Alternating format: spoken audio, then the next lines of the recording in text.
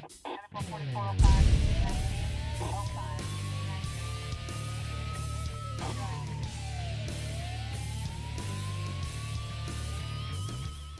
right, welcome back, crime fighters. Thank you for joining us again for Calhoun County's Most Wanted, the program where you get to help make Calhoun County a better and safer place by helping us lock up the bad guys. I'm Chris Wright, along with our Chief Deputy, Lindy Meter. Good to see you. Hi, good to see you. I understand you're fully rested after a weekend of doing nothing, right? Oh, yes. That's every weekend. We do absolutely nothing.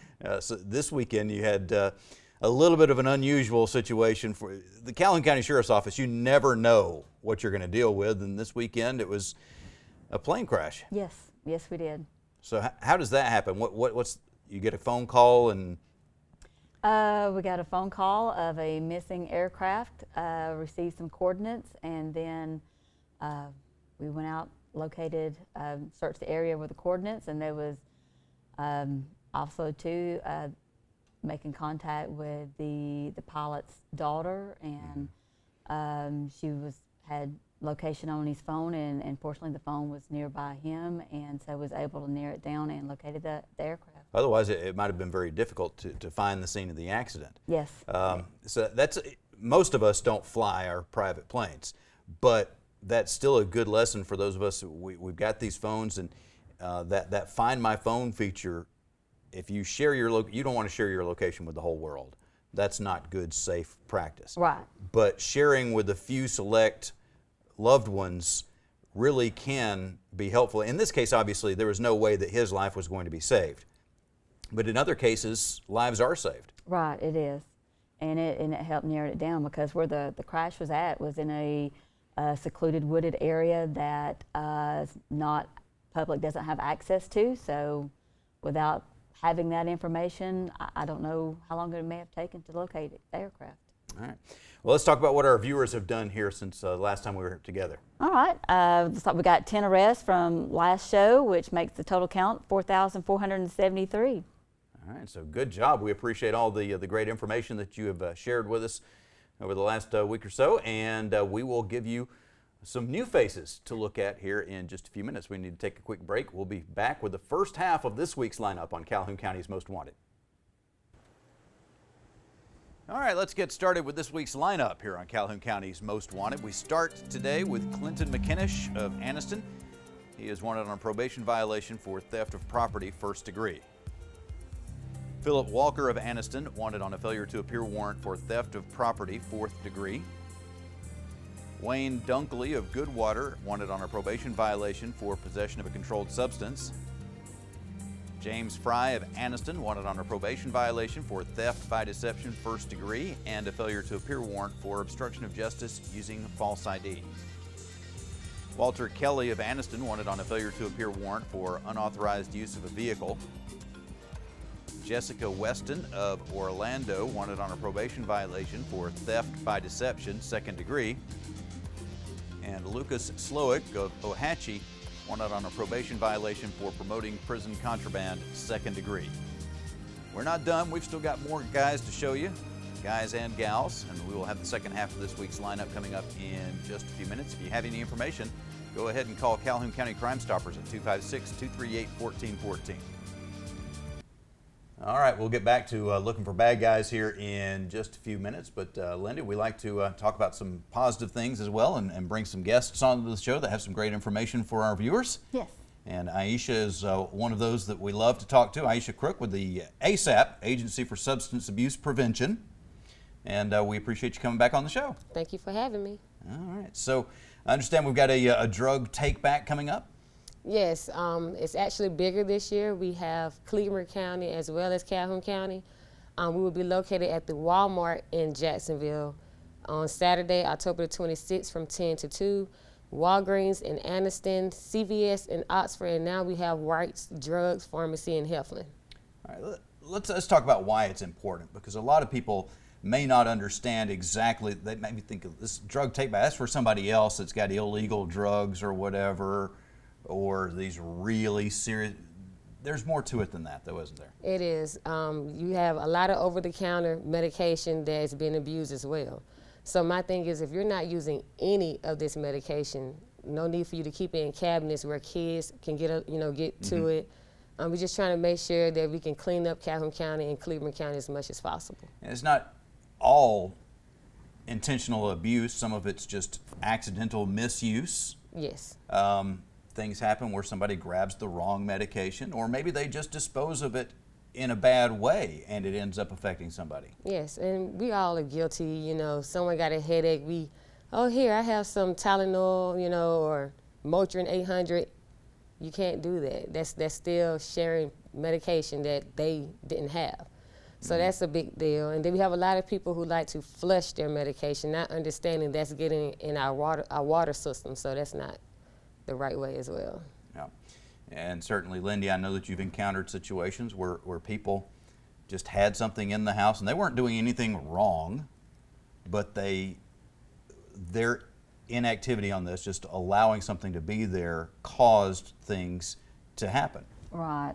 And a lot of people too don't realize too, just mixing the medication bottles together, that's within a crime itself. If you've got prescription medication and you mix it with other prescription because it's convenient for you to carry it all in one bottle, that's illegal as well. So some people may or may not be aware of that. And just disposing it, like Aisha said, a lot of people flush it. Some people may just throw the whole bottle away. Well, then other people get access to those bottles when you do that. And we're certainly not trying to make it difficult for people to get to the medication that they need or to carry it with them, but there are reasons that we have these laws. And this is just a proper way of disposing of it. You may have a loved one that has deceased and you've got all their medication and you don't know what to do with it. And this is a process to be able to dispose of it the right way without it getting into the wrong hands.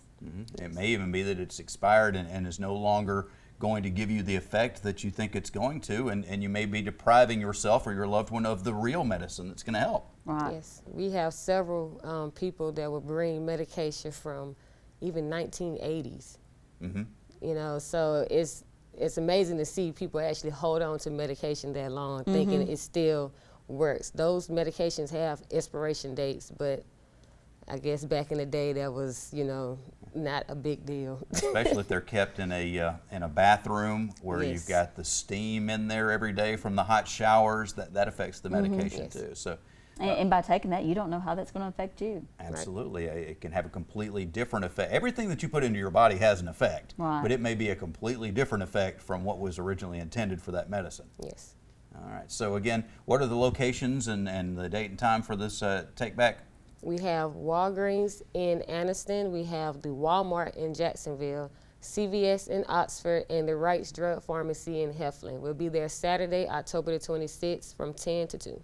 All right, so a good 4-hour window there, lots of different locations. Yes. And, of course, the drug take back is a big thing that people know ASAP for, but it's a small part of the overall purpose of the organization. So we need to take a quick break. When we come back, I want to talk about the organization and everything else that you guys are doing, okay? Okay. All right, we will be back in just a few moments on Calhoun County's Most Wanted. All right, here we go with the second half of this week's lineup on Calhoun County's Most Wanted. Quintavious Jackson of Anniston is wanted for possession of marijuana, second degree, and use in possession of drug paraphernalia. Christy Houston of Piedmont wanted on a probation violation for possession of a controlled substance. Christopher Walker of Anniston wanted on a failure to appear warrant for possession of marijuana, second degree. Jason White of Mableton, Georgia wanted on a probation violation for possession of a controlled substance. Jessica Hyde of Ohatchee wanted on bond revocation for criminal mischief, first degree. Can you tell us where any of these individuals are located? If you can, please call Calhoun County Crime Stoppers at 256-238-1414. All right, we'll talk about some property crimes here in just a few minutes. See if you can help us out. We've got a nice long list of those, unfortunately, Lindy. Yes, we do. All right, but Aisha Crook is with us from ASAP, Agency for Substance Abuse Prevention. We were talking about the drug take back that's coming up on Saturday. It's important for people to realize that we will have law enforcement at each of those locations. Correct. So when you show up, that's not somebody waiting to catch you with something you're not supposed to have. That's somebody there trying to make sure that you don't have any problems turning it in with somebody else trying to take it from you, kind of thing. Yes.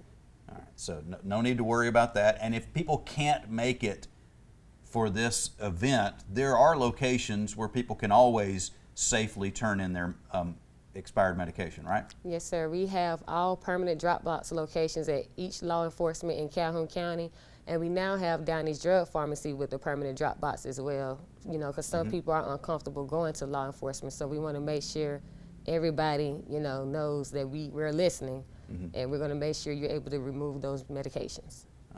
And Lindy, one thing that we don't want people putting in those boxes is needles, right? Right, and it's got a list on the box itself, you know, of things not to dispose in there. But one of them, just for the safety of the people that's handling the medication and stuff, on the disposal part of it, is not to put needles in there. And nice if you could leave the medication in their containers as well, so that it doesn't just spread out everywhere when you open up the box. And everything in there will be disposed of properly. So if you're concerned about bottles with your name or information on there, that's, you know, you don't have to worry about that because they are disposed of. Disposing of everything. Yes. All right. So, aside from drug takebacks, what's going on with ASAP these days? We have a lot of things coming up. I'm going to have to say stay tuned on one event because we're actually in the process of putting that together. But, you know, we also are in schools as well. We implement the Smart Moves, Smart Choices, as well as the Mendez Too Good for Drugs curriculum. And the kids see us all school year. So we have a great, you know, relationship with the kids as well. Are you noticing any changes in drugs in Calhoun County? Are you noticing anything? We're seeing more of this, less of this? Not at this moment. We're kind of at a standstill. And I want to say that people are getting more aware of the overdose death, you know, chart that we have going around for Calhoun County. Now, you know, the numbers in 2017, we had 30. We finally got the numbers back through our coroner for last year's times, and it was 17, that's how I had to think. So it was 17 overdose death rates, but he said that number might not be accurate.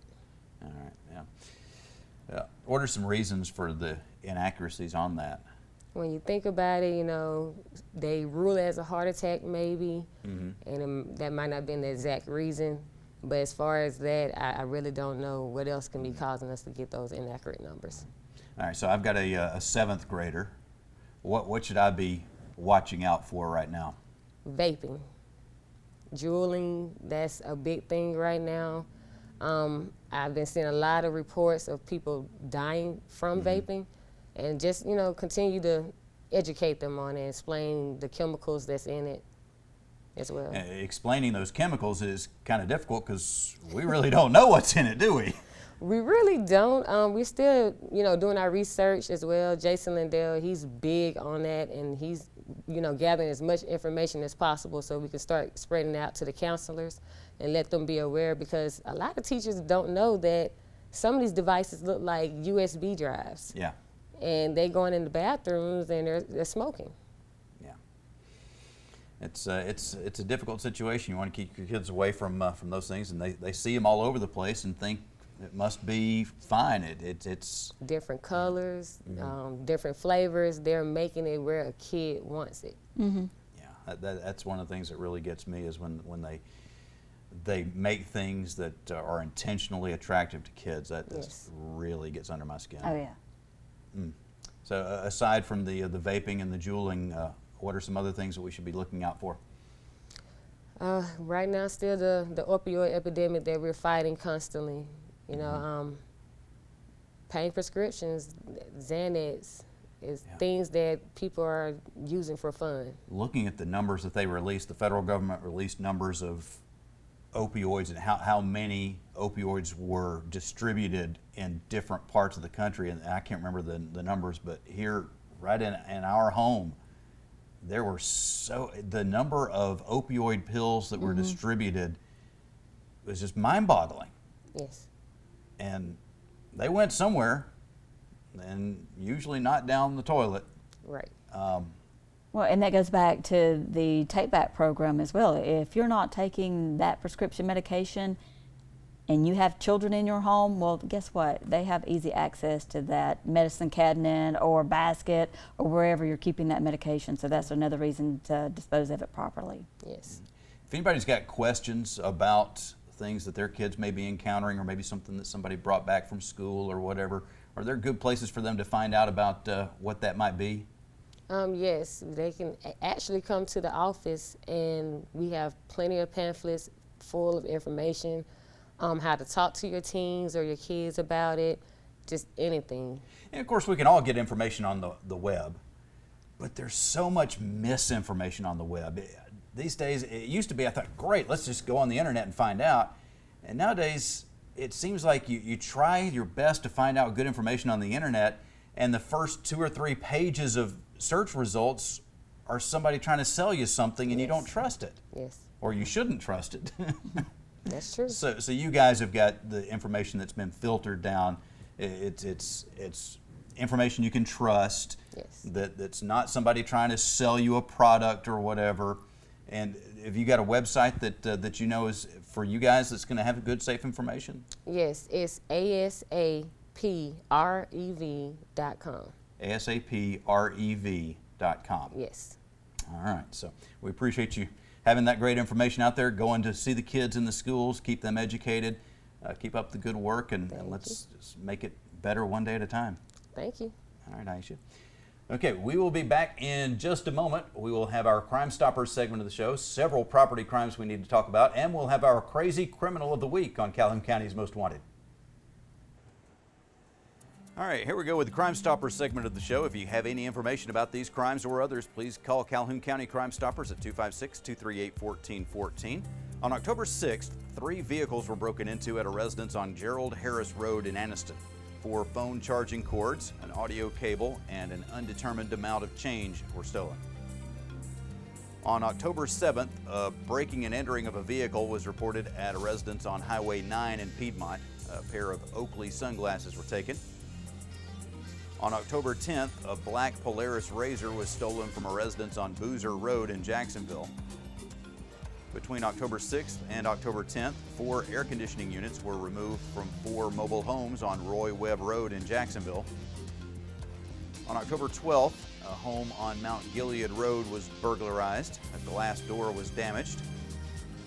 On October 12th, a car at a residence on Cedar Springs Road was broken into. A bottle of medication was taken. During the early morning hours of October 16th, 2 white males were seen attempting to break into a car located at a residence on Thompson Road in Ohatchee. Between September 25th and October 16th, a handgun was removed from a home on Old Sulphur Springs Road in Jacksonville. And on October 16th, a local resident was contacted by her cousin via Facebook, claiming that she had won money through Publishers Clearinghouse. She was instructed to complete some online forms, and she was then instructed by a text message to purchase 2 iPhones and mail them to an out-of-state address. She was then instructed to purchase $5,000 worth of Walmart gift cards. She then sent the card numbers and pins through a text message. She soon realized her cousin's account had been hacked and duplicated. Please do not fall for this scam. If you have any information about any of these cases or others, please call Calhoun County Crime Stoppers at 256-238-1414. We want your information, not your name, and you could get a cash reward of up to $1,000. Stupid! You're so stupid! All right, so Lindy, have you ever been wanting to talk to somebody, ask them, hey, are you the person I'm looking for, give them the name, and they deny it? Yes, And you later find out that they were telling the truth?